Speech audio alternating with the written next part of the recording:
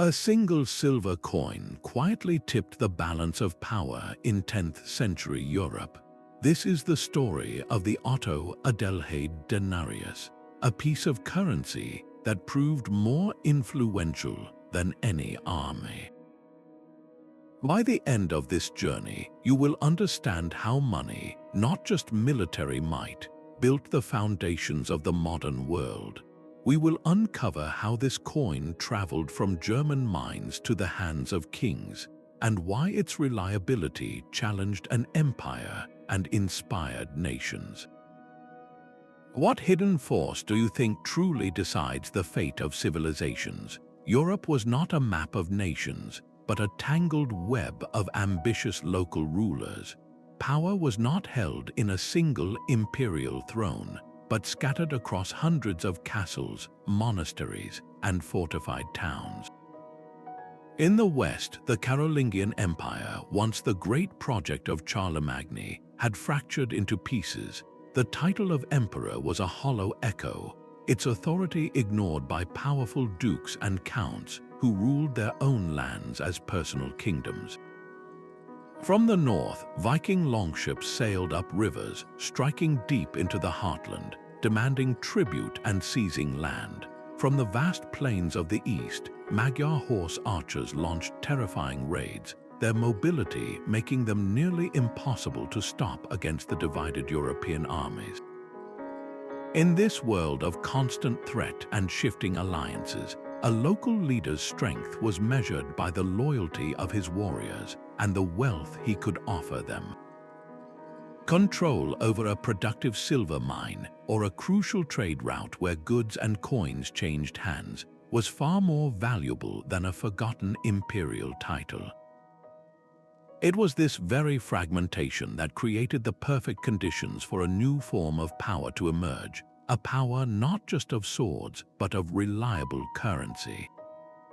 This brings us to the heart of Germany, to the rich veins of silver ore in the Harz mountains, where the story of our coin truly begins. Behold the Otto-Adelheid denarius. This small silver coin, no larger than a modern fingernail, became an unexpected agent of change in a fractured world. Its story begins not on a battlefield, but in the mints of the German lands, likely fed by the rich silver veins of the Harz mountains. Struck into its surface are the names of two people, Emperor Otto I and his wife, Empress Adelheid. This was a powerful statement in itself. Featuring a ruling couple was exceptionally rare, a public declaration of a partnership in governance that commanded respect. The coin's design was a careful piece of political communication. The crosses and Latin inscriptions were not just decoration, they were bold claims of divine right and renewed imperial authority, intended to be recognized and accepted across many different territories. But its true power lay not just in its symbols, but in its substance. In an era where local lords often issued weak, debased coins to stretch their own wealth, the Otto-Adelheid denarius was remarkably consistent. Its weight was reliable, its silver content was pure. This made it a trusted medium of exchange far beyond its place of origin. While other coins might be met with suspicion, this one was welcomed. Its very reliability gave it a unique advantage, setting the stage for its surprising journey across Europe and its profound impact on a new form of power, economic diplomacy. Every hammer strike that minted a coin was a political act. In the 10th century, the right to produce currency was a jealously guarded privilege, a direct claim to sovereignty that separated true rulers from mere warlords. The process itself was a blend of brute force and delicate artistry. A skilled craftsman would first carve the intricate design in reverse onto a hardened steel rod, creating the die. A blank silver disc, known as a planchet, was then placed between two of these dies. A single, powerful blow from a hammer would force the metal into the carved recesses, imprinting the ruler's message permanently onto the coin's surface. This was not mere manufacturing, it was a ritual of power. Each new coin that emerged was a tiny, metallic ambassador, carrying its creator's authority into the world. The Otto-Adelheid denarius was a masterpiece of this craft. Its clear, legible design, featuring both the emperor and empress, was a deliberate signal of stability and dynastic strength. Anyone who received this coin, from a merchant in a crowded market to a soldier receiving his pay, would feel the weight of that message.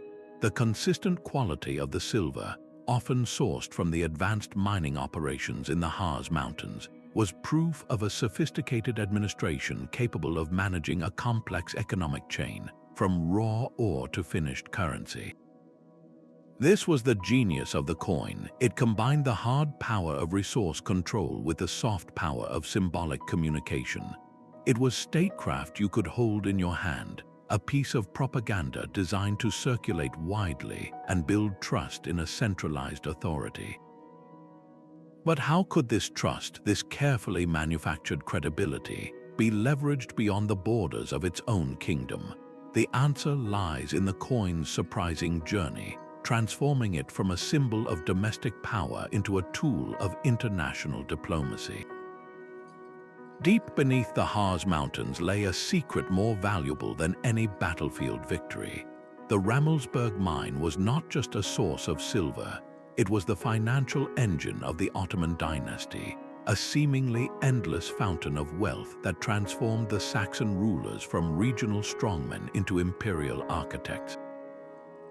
While other leaders struggled to pay their soldiers with promises or plunder, Otto I could draw upon a steady, reliable stream of precious metal. This was the Saxon silver boom, a geological and economic miracle that gave his ambitions a solid foundation. The wealth flowing from these mines allowed Otto to do what few of his contemporaries could. He could pay his armies regularly, ensuring their loyalty through long campaigns. He could fund the construction of fortified towns and majestic cathedrals, stone and mortar declarations of his power. Most importantly, he could reward his allies and placate potential rivals with generous gifts, building a web of obligation that did not depend on constantly demanding taxes from a nobility that might otherwise turn against him. This financial independence was revolutionary. It meant his authority was not leased from powerful dukes, it was purchased with Saxon silver. This raw economic power was the essential ingredient that made the Otto-Adelheid denarius possible. Without the immense output of the Ramelsberg mine, there simply would not have been enough high-quality silver to produce a currency that was both abundant and trustworthy. The coin was the physical manifestation of this underground wealth, a portable piece of the mountain's power that could travel anywhere. But what happens when you have more money than you need for your own kingdom? The surplus of Saxon silver created a new possibility, one that moved beyond simple commerce and into the sophisticated realm of economic statecraft. A single Otto-Adelheid denarius could travel farther in a year than most people in their entire lives.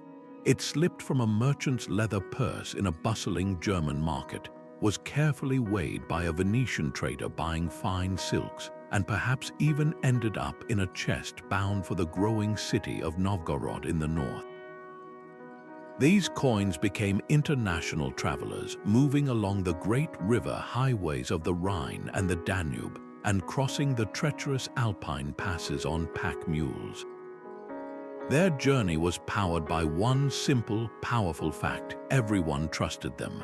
In a world flooded with debased and unreliable local currencies, the consistent silver content of the Otto-Adelheid denarius made it the preferred medium of exchange.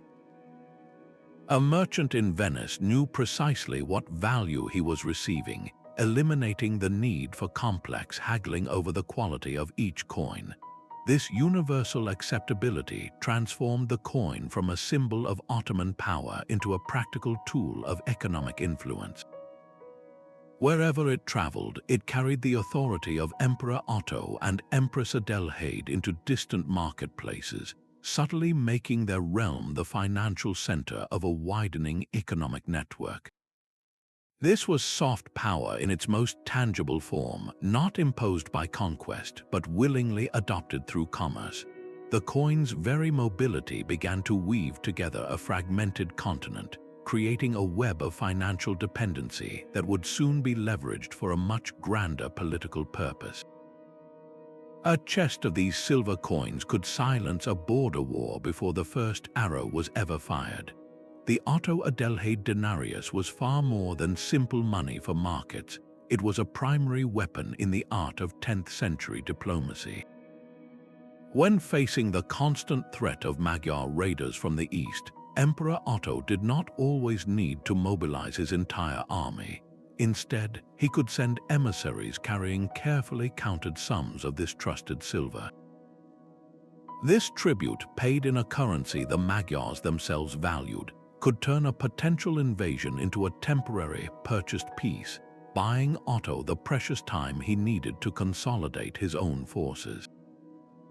The same principle worked with powerful neighbors and internal rivals. A generous gift of these coins to a restless duke or a strategic bishop was not a bribe in the crude sense, but a formal investment in a political relationship.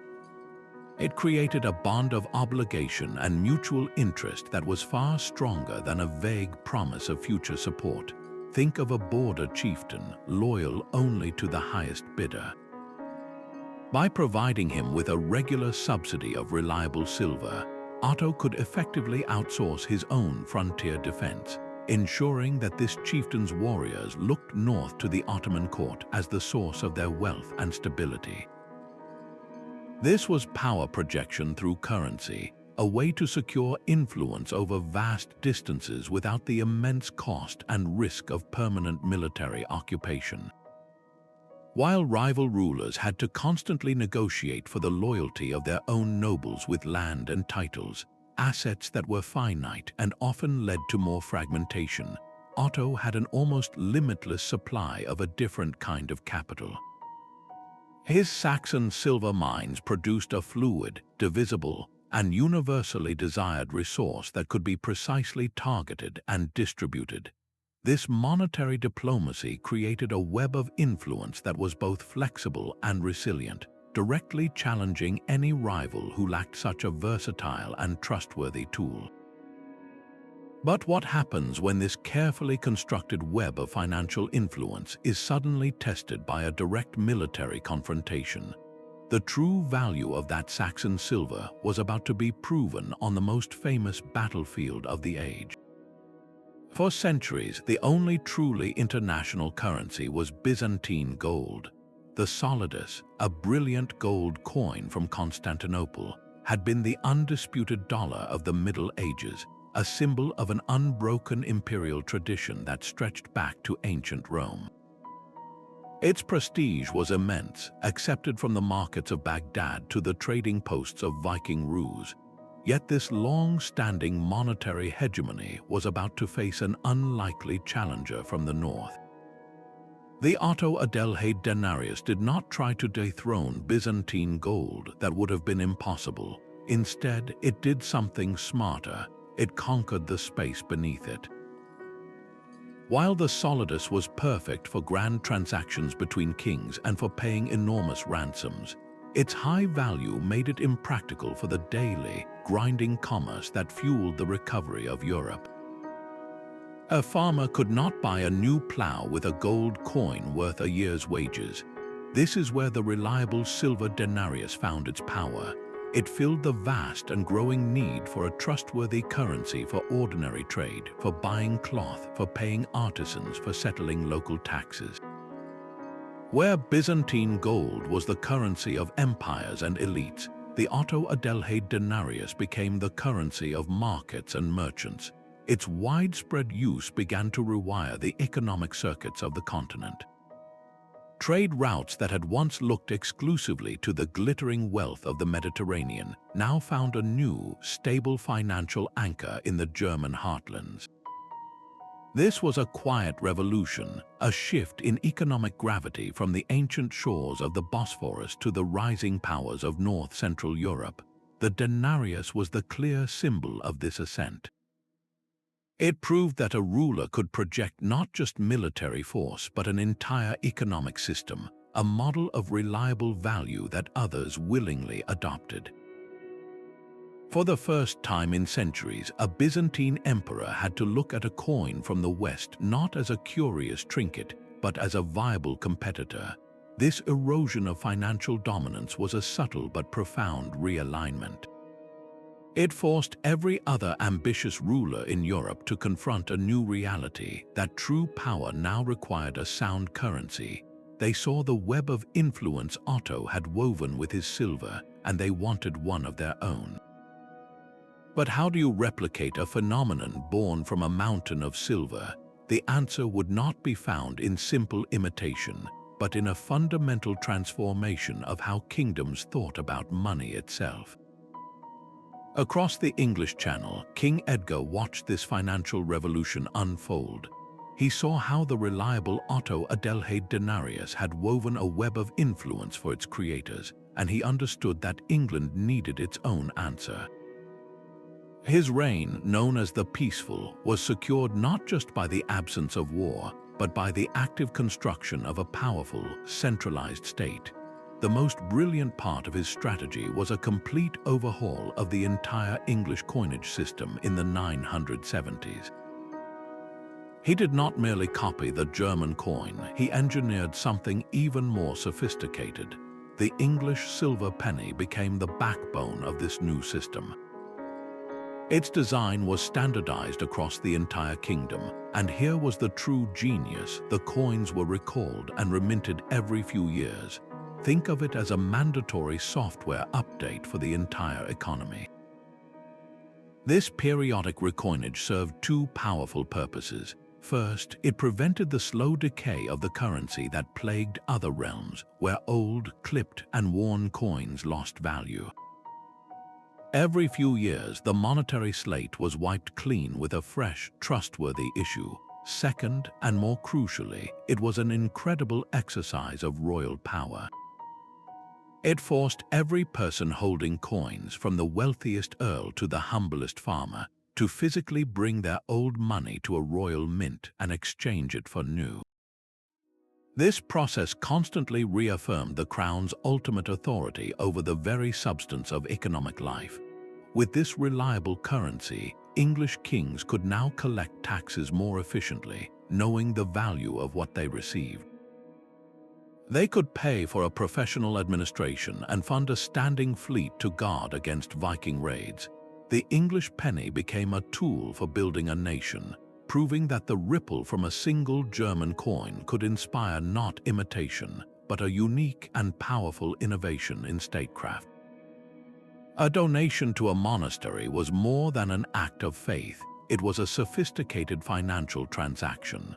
When a nobleman gifted land or a chest of silver to the church, he was not just securing his place in the afterlife, he was investing in the most stable and far-reaching institution of the Middle Ages.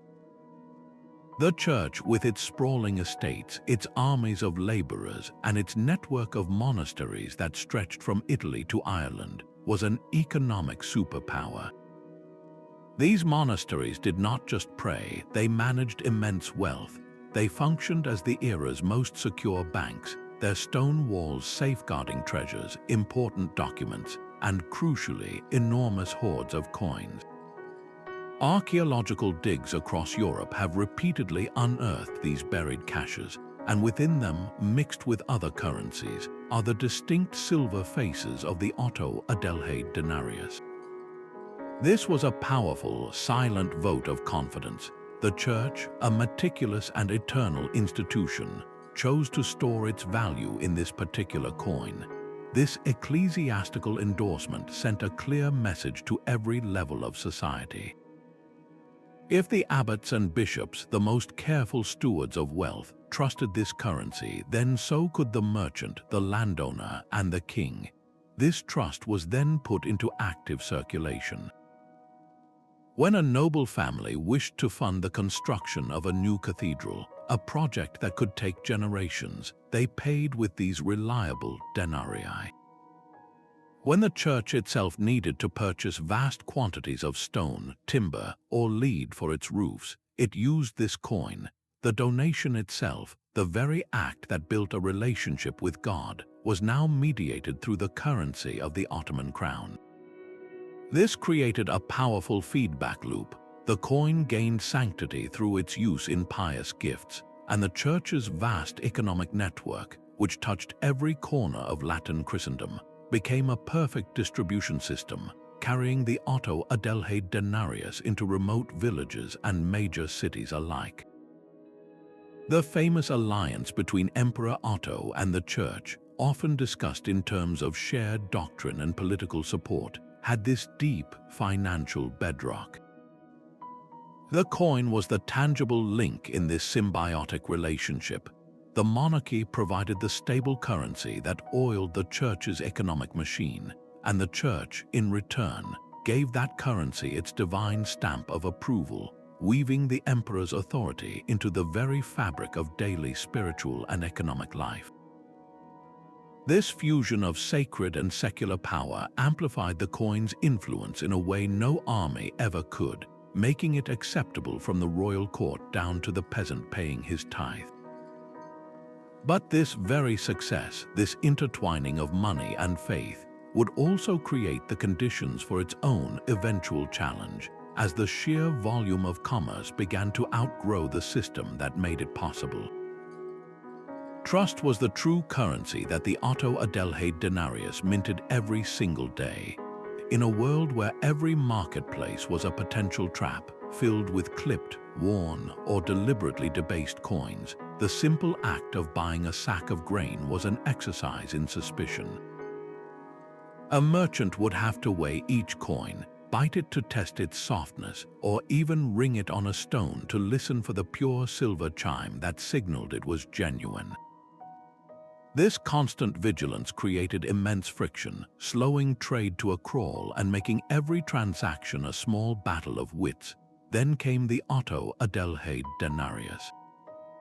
Its arrival was a quiet revolution in human interaction. A peasant selling his chickens, a Venetian trader unloading a shipment of spices, a local lord paying his blacksmith, none of them needed to question its value. They could simply glance at the familiar faces of the emperor and empress, feel its consistent weight in their palm, and accept it without a second thought. This psychological relief was transformative.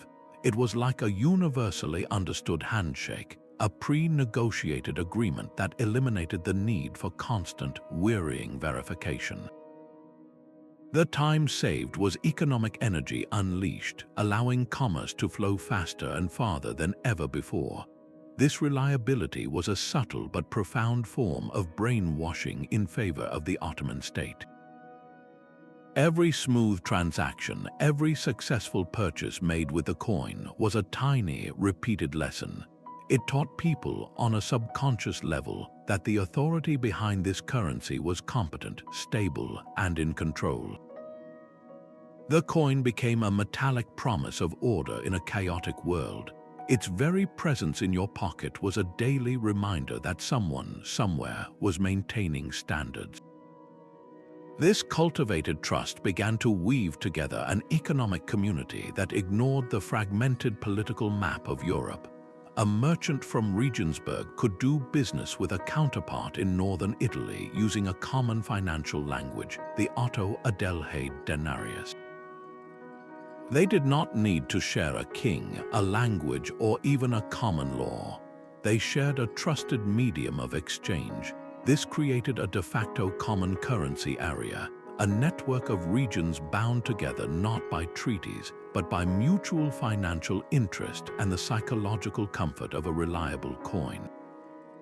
The political power of this trust was immense. It lowered what economists call transaction costs, the hidden toll of uncertainty and effort that burdens all trade.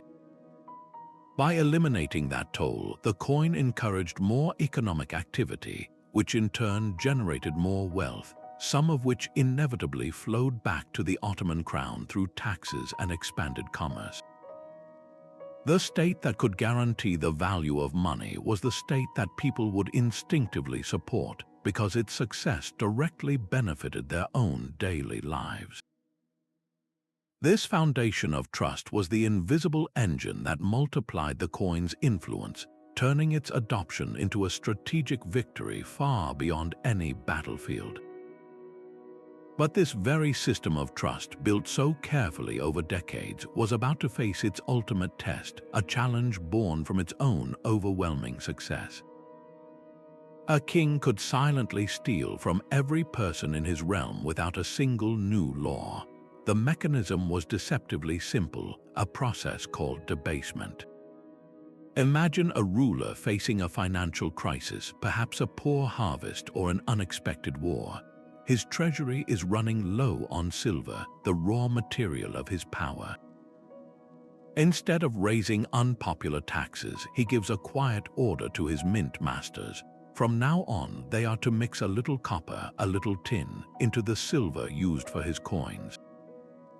The new coins look nearly identical to the old ones. They bear the same royal portrait and the same Latin inscriptions, but they are not the same. Each one contains less precious metal. The king has now created more coins from the same amount of silver, allowing him to pay more soldiers or settle more debts in the short term. This was the hidden tax of debasement, a secret dilution of value that fell most heavily on the common people. A merchant who accepted a debased coin for his goods was in effect being shortchanged. A soldier paid his wages in weak currency, found his purchasing power had mysteriously shrunk. What would you do if you discovered the money in your hand was not what it pretended to be? The initial effect might seem like a clever trick, but the long-term consequences were catastrophic. As more and more of these inferior coins flooded the market, people lost faith. They began to hoard the old, pure coins if they could find them, following the ancient principle that bad money drives out good. Or they demanded more of the new coins for the same goods, leading to rampant price inflation. The entire economy would begin to seize up like an engine grinding without oil. Trust, the very foundation of commerce, evaporated. Now consider the stark contrast playing out across 10th century Europe. While other rulers were secretly clipping and alloying their currencies, the Otto-Adelheid denarius remained steadfast. Its silver content was a constant. A merchant in Mainz and a farmer in Bavaria knew that the coin bearing the faces of Otto and Adelheid was as good as silver itself. This was not just a monetary policy, it was a powerful, circulating reputation. The reliability of the Ottoman coin made the instability of debased currencies seem even worse by comparison. It created a tangible power gap. A rival duke trying to pay his troops with his own weak money would find his soldiers disgruntled and difficult to control. Their loyalty, purchased with coins that could not buy a decent meal, was brittle. Meanwhile, Otto's warriors, paid in sound currency, were more dependable. Their silver could reliably be turned into food, armor, and comfort for their families. This divergence was not just about wealth, but about the credibility of power itself. A king who could not guarantee the value of his own coin was a king who could not guarantee anything at all. His promises, his treaties, even his laws were cast in the same doubtful light as his currency. The failure of these rulers to maintain their coinage reveals the profound wisdom behind the Ottoman strategy. In a fractured world, the one who could be trusted with money became the one who could be trusted with power. The road to an empire is paved with more than just soldiers' boots, it is paved with silver. When Otto I turned his ambitions south to the Italian peninsula, he was not merely leading an army, he was deploying an entire economic system. The chaotic politics of Italy, a land of feuding nobles and a weakened papacy, presented a problem that swords alone could not solve. Lasting control required winning over the very people he sought to rule. This is where the Otto-Adelheid denarius moved from a symbol of power to an active tool of conquest. As his forces moved through the Alpine passes, the coins moved with them, paying for everything from fodder for the horses to the services of local guides who knew the treacherous mountain paths. But their most critical role began after the battles were won. Imagine a local Italian count, his lands ravaged by years of conflict between rival claimants. An Ottoman official arrives not with demands, but with a chest of these trusted silver coins, offering payment for supplies and fair wages for labor to repair a broken bridge or a damaged fortress.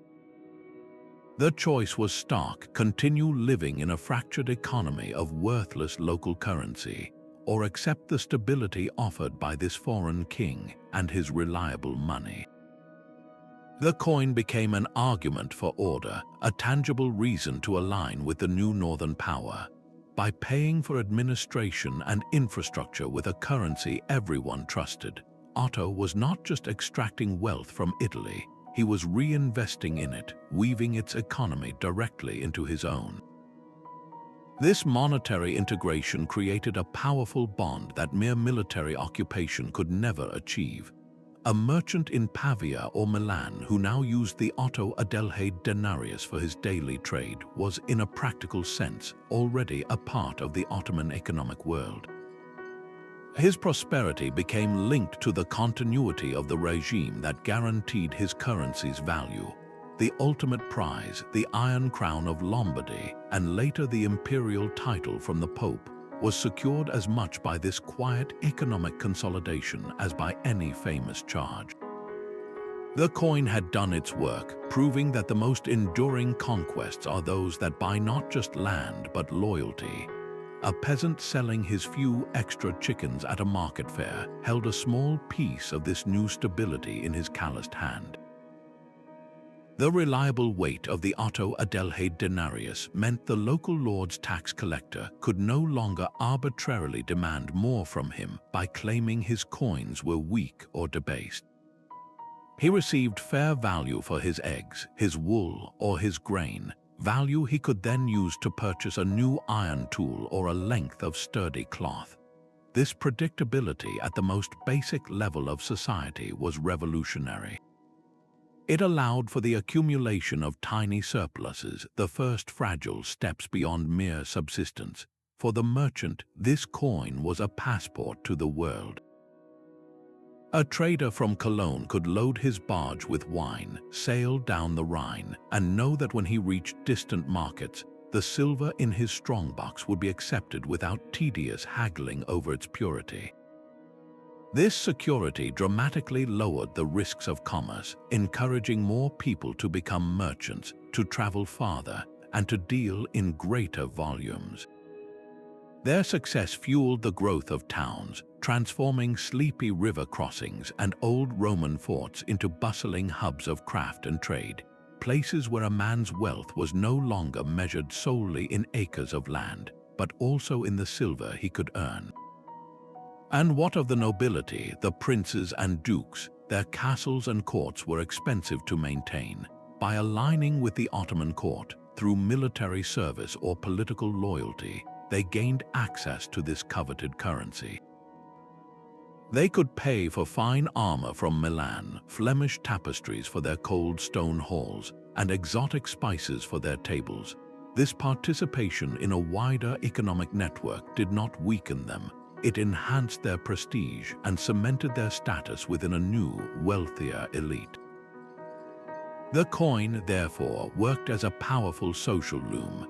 It connected the peasant's small surplus to the merchant's long-distance ambitions, and the noble's lavish court to the crown's financial engine.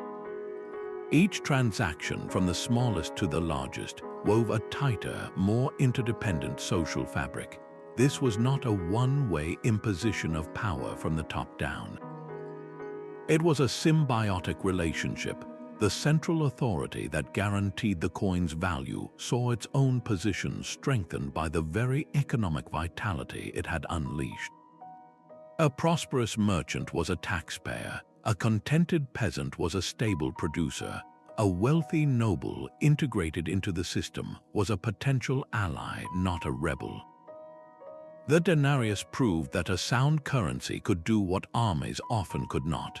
It could build a cohesive society from the ground up, making everyone a stakeholder in the continuation of the political order that made their daily transactions possible. A buried pot of silver coins is a message from the past waiting centuries to be read. Across Europe, from a farmer's field in Ireland to a riverbank in Poland, these hidden hoards have been unearthed, and within them, the Otto-Adelheid denarius appears again and again. These were not casual savings, but emergency deposits, buried in moments of sheer panic, perhaps as Viking raiders were sighted on the coast or Magyar horsemen stormed across the horizon. The owners intended to return, but never did, leaving their wealth for archaeologists to discover. Each hoard is a frozen snapshot of a 10th century financial portfolio. The specific mix of coins inside tells a sophisticated story.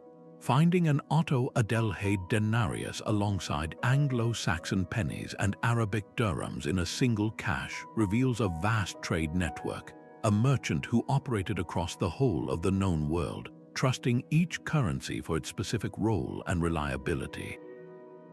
The simple act of choosing which coins to hide away speaks volumes. People consistently selected the Otto-Adelheid type, hoarding it for its guaranteed value while often leaving behind weaker local currencies. This was a silent, mass-market vote of confidence, a clear preference for stability in a terrifyingly unstable world. Numismatists become detectives, examining these coins under magnifiers. They study the minute scratches and wear patterns to understand how many hands a coin passed through and for how long. They analyze the small mint marks, the unique signatures of different workshops, to trace the coin's journey from its origin in the Harz mountains to its final resting place hundreds of miles away. This is not guesswork, it is hard data. A heavily worn coin found in Hungary tells a story of constant, daily use over many years in a bustling market economy. A hoard filled with freshly minted, pristine denarii might point to a military payment, a shipment of silver sent to pay an army on campaign, buried before the soldiers could even spend it. This tangible evidence moves us beyond the words of royal chronicles, which often boast of glory and divine favor, and into the gritty reality of everyday economic life. The chronicles tell us what kings wanted us to believe, but the coins tell us what people actually did.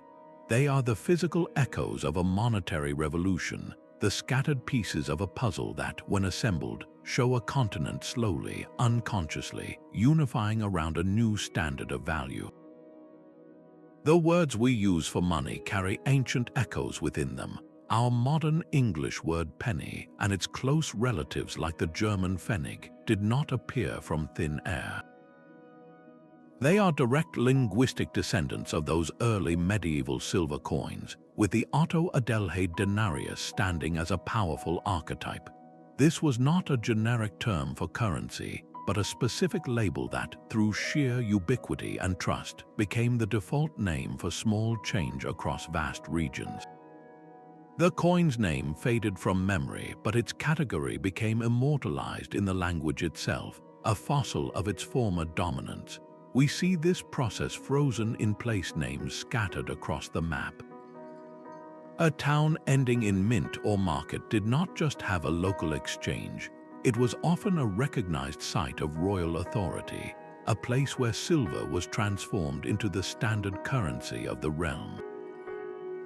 These names are permanent signposts pointing back to an economic revolution, embedding the geography of 10th century finance directly into our modern landscape. The very framework for thinking about wealth was reshaped by this new stability. Terms for counting, for valuing, for assessing worth, all began to crystallize around the reliable units these coins represented. A shilling or a pound was no longer an abstract measure, but a concrete number of these trusted silver pieces you could hold in your hand. This created a common financial language that allowed for more complex trade and administration. When a merchant said a bolt of cloth was worth 12 pennies, everyone from London to Regensburg understood precisely what he meant. This linguistic standardization was a silent, powerful force for economic integration. It meant that the concepts of value, debt, and price were no longer purely local and negotiable, but were becoming universal across the networks where the Otto-Adelheid denarius circulated. The coin did not just build an economy, it built the very vocabulary we still use to describe it. This deep cultural imprint reveals the most subtle form of power, the power to name things, to define the very concepts people use in their daily lives. What other invisible structures from 1,000 years ago are we still speaking into existence every time we talk about money? Her name on that coin was a declaration of power. Empress Adelheid was far more than just an emperor's wife. She was a sovereign force whose influence was literally stamped into the economic life of the realm. Long before her marriage to Otto I, she was the Queen of Italy, a widow who had fought fiercely to retain her throne against powerful rivals. Her union with Otto was not a simple merger of two people, but a fusion of two sprawling political networks. She brought with her the crown of Italy and critical alliances in Burgundy, effectively handing Otto the keys to the peninsula and doubling the strategic reach of the Ottoman dynasty overnight. Placing her name alongside his on the denarius was a deliberate act of political genius. It was a signal to her former subjects in Italy and her allies in Burgundy that this was not a foreign conquest but a partnership. Their authority was now shared, their futures intertwined. For an Italian merchant or a Burgundian noble, seeing the familiar name of their former queen on this trusted currency was a powerful reassurance, a bridge between old loyalties and new realities. This was statecraft made visible. The coin became a tool of integration, smoothing the absorption of new territories by honoring the partner who made it possible. It broadcast a message of dynastic strength and unified purpose, proving that the empire's financial power was built on a foundation of dual sovereignty. Adelheid's presence on the denarius challenges our modern assumptions about the passive role of women in the medieval world. She was a key architect of Ottoman diplomacy, often acting as regent and managing complex international relations. By minting her authority into the very substance of trade, Otto was not merely honoring his wife, he was leveraging her political capital to its fullest extent. The coin ensured that every transaction, from the royal treasury to the village market, reinforced the legitimacy of their joint rule. This was more than just money, it was a portable piece of political reality, a constant reminder that the empire was governed by a partnership as solid and reliable as the silver from which it was made. A soldier's loyalty in the 10th century was a fragile thing, easily broken by an empty purse or a promise of worthless metal. This is what made the Battle of Lechfeld in the year 955 a contest not just of arms but of financial endurance. While the Magyar horsemen relied on the swift profits of raid and plunder, Emperor Otto I could draw upon a deeper well. The steady, reliable flow of Saxon silver transformed into Otto-Adelheid denarii. His army was not a temporary gathering of feudal levies obligated to serve only for a short harvest season. It was a force sustained by sound coin. A knight who knew his service would be rewarded with pure silver week after week was a knight who would stand his ground in the heat of a desperate battle. This financial certainty bought more than just morale, it bought time. Otto could keep his forces in the field for the entire campaigning season, moving with deliberate strategy rather than desperate haste. The coin's universal acceptability was its second strategic advantage. Need to purchase grain from a Bavarian monastery to feed the army, pay with the trusted denarius. require the services of skilled armorers to repair weapons in a makeshift camp forge. Their wages were guaranteed by the same reliable silver. This ability to source supplies and expertise from a wide, economically integrated region turned the army into a versatile and resilient instrument. The Magyar chieftains, for all their ferocity, could not match this logistical sophistication.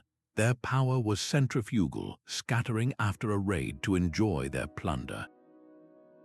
Otto's power, funded by his coin, was centripetal, drawing men and material toward a single, sustained purpose. The victory at Lechfeld, which effectively ended the Magyar threat to Central Europe, was therefore a triumph of treasury management as much as military command. It proved that a dependable currency could project force over great distances and for extended periods, creating a strategic flexibility that brute force alone could never achieve. The coin in the soldier's hand was the true general, marshalling resources and securing loyalty long before the first arrow was ever loosed. A single bad harvest could test the strength of the entire system. The power derived from the Otto-Adelheid denarius was not a permanent feature of the landscape, but a carefully cultivated garden that demanded constant tending. Its entire logic rested on two pillars: the unending flow of silver from the Harz mountains and the unwavering administrative skill of the central court. The moment either of these faltered, the trust that fueled the empire's influence would begin to evaporate. Imagine a succession crisis, a period of uncertainty following the death of a strong emperor. Rival claimants, desperate to buy the loyalty of key nobles, might order the mints to work overtime, flooding the economy with coins that were just slightly lighter or contained a little less silver. The initial surge of money might secure a few crucial alliances, but it would poison the well of confidence for a generation. Merchants, once burned, would become suspicious, demanding higher prices for their goods to compensate for the risk of receiving bad currency. The very network of trust that bound the economy together would start to fray at the edges. This was not a hypothetical fear.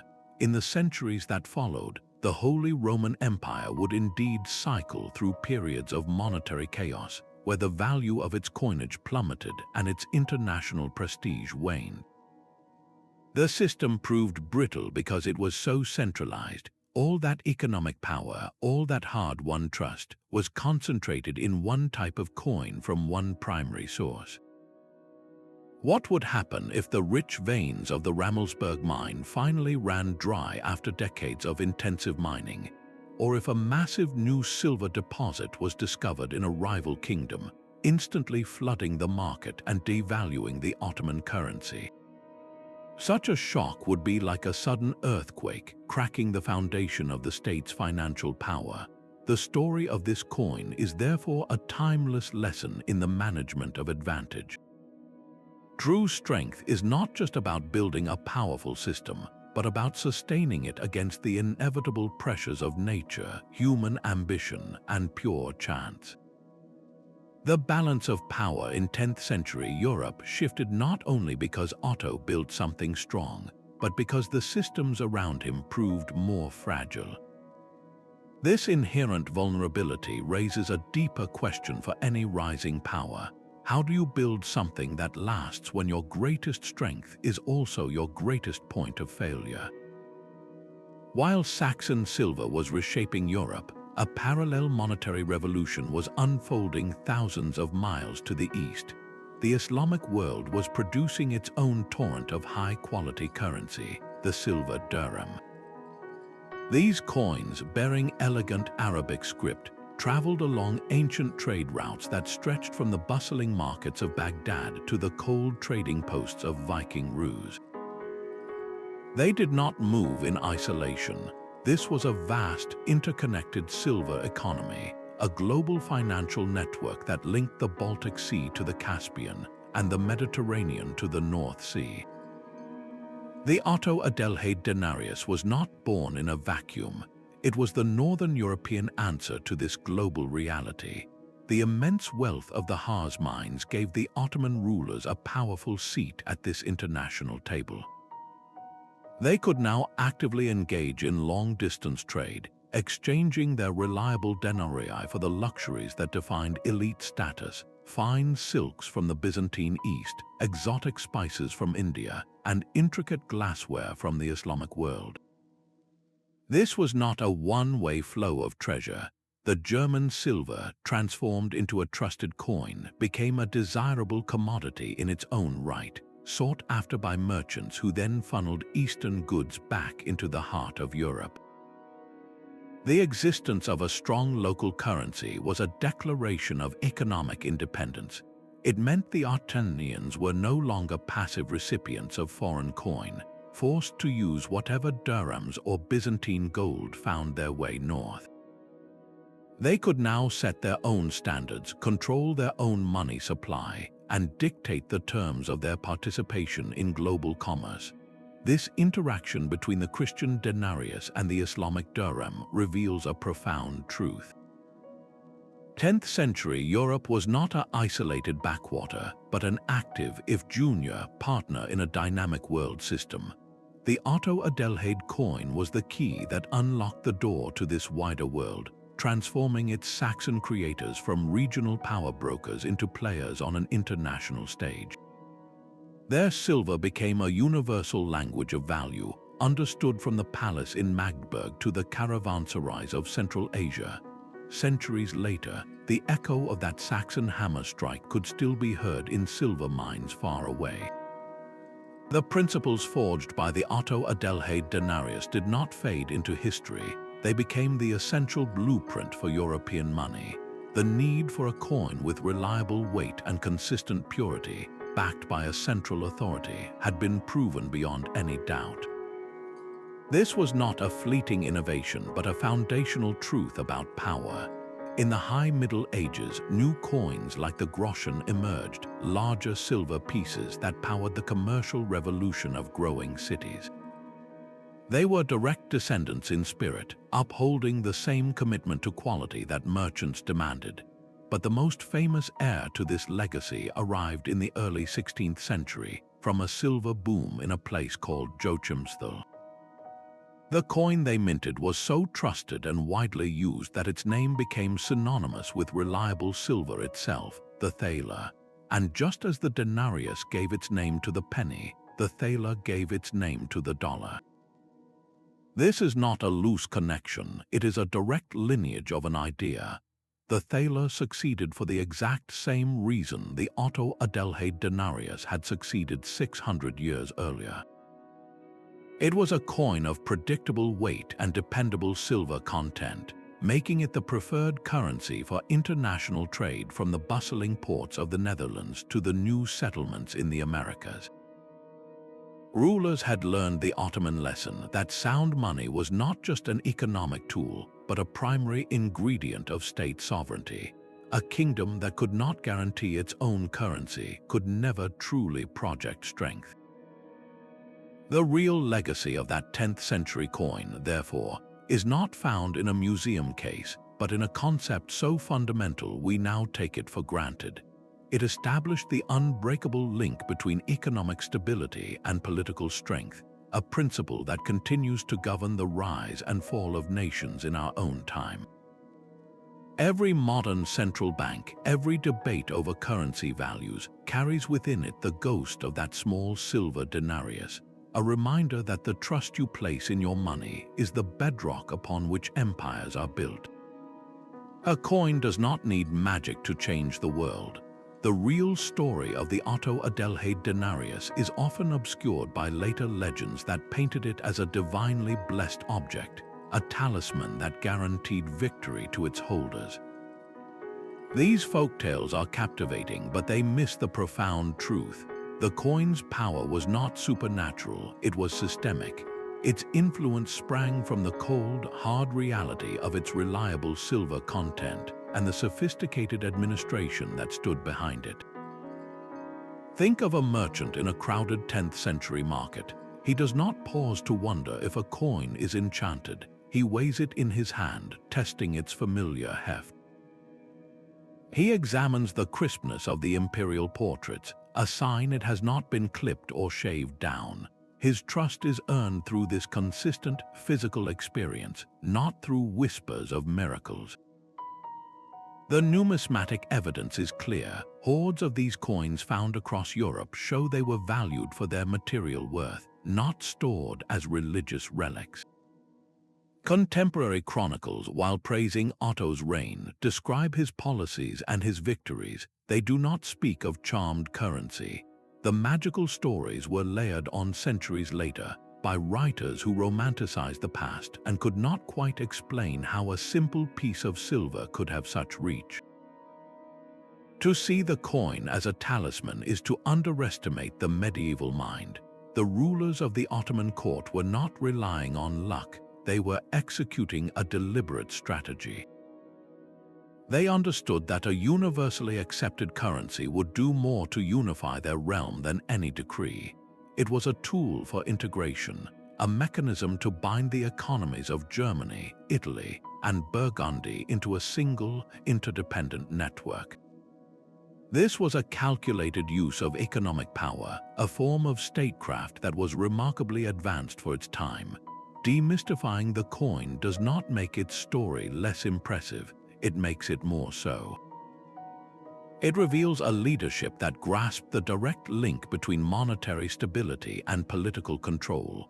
The real magic was not in the silver, but in the foresight to understand that trust, once minted into currency, could become the most durable foundation for an empire. A single coin in a numismatist's tray holds a story waiting to be decoded. These scholars are the master detectives of economic history, piecing together the past not from grand chronicles, but from the silent evidence stamped into metal. Their work begins with the magnifying glass, examining each Otto-Adelheid denarius for clues invisible to the untrained eye. They search for die links, the unique fingerprints of individual minting tools. When two coins share the same tiny flaw or irregularity in the lettering, it proves they were struck from the same pair of dies, allowing numismatists to group coins into families and trace their production to a specific time and workshop. This is how they reconstruct the entire sequence of minting, watching as dies were replaced and designs subtly evolved over the years. The wear patterns on a coin's surface are another vital clue. A heavily worn denarius, its imperial portrait smoothed by countless transactions, tells a story of constant use in a bustling marketplace, circulating for decades. A pristine coin, fresh from the mint, might have been part of a royal payment or a large tribute, buried in a hoard before it ever entered daily life. By cataloging thousands of these individual pieces, numismatists can build a statistical map of the medieval economy. They can see the ebb and flow of monetary influence, tracking how the Otto-Adelheid denarius spread from its German heartland into Italy and beyond, overwhelming local currencies not by decree but by sheer reliability. The true power of this craft emerges when a hoard of coins is discovered buried in a field. By dating the latest coin in the collection, numismatists can pinpoint the moment it was hidden, often in a time of invasion or crisis. This precise date allows historians to perform a remarkable feat. They can cross-reference this buried treasure with events recorded in written chronicles. A hoard of Otto-Adelheid denarii buried near a river crossing in 950 might suddenly illuminate the path of a Magyar raid mentioned in a monastery's annals. This interdisciplinary approach, blending the dirt of archaeology with the vellum of history and the precision of materials science, transforms inert pieces of metal into vibrant historical documents. It turns a collection of old coins into a data set that reveals the velocity of trade, the reach of royal authority, and the silent panic of people hiding their wealth. The numismatist's meticulous work is what moves us beyond the simple stories of kings and battles, allowing us to hear the faint, collective whisper of everyday commerce. the underlying current that truly shaped the destiny of 10th century Europe. Without their patient deciphering of these metallic messages, the full, profound story of this single coin would remain forever locked away. That reliable silver coin did more than fill royal treasuries. It built the very skyline of the 10th century. The economic stability it provided created a surplus of wealth that rulers could channel into something more permanent than military campaigns. They could invest in immortality through stone and art. This was the heartbeat of the so-called Ottoman Renaissance, a cultural flowering funded directly by the same Saxon silver that minted the Otto-Adelheid denarius. Imagine a master stonemason, his hands calloused from years of labor. His wages, paid in these trusted coins, allowed him to spend decades carving the intricate capitals for a new cathedral in Magdeburg, a city that Otto transformed into a spiritual and artistic capital. This was not a solitary project. The construction of a single major church required armies of quarrymen, carpenters, glaziers, and blacksmiths, all of them paid with the same reliable currency. Their collective work, funded by this sound money, literally raised the roof on a new era of architectural ambition. The arts flourished in this environment of financial confidence. In quiet monastic scriptoria, illuminators used costly pigments of lapis lazuli and gold leaf to create breathtaking gospels.